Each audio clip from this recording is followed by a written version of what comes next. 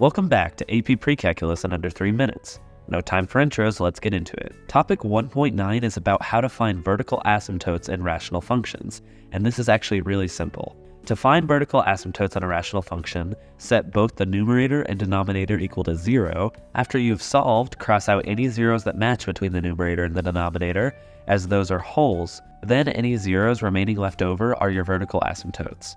But better question, what is an asymptote? This is an invisible line that the graph will keep trying to approach but will never reach it, all the way to positive or negative infinity.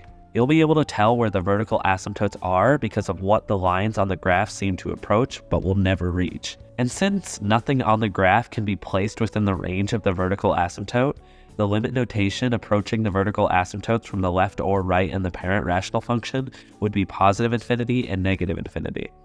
You can also do this with horizontal asymptotes. Now here are the problems you should be able to solve for this topic. Pause now.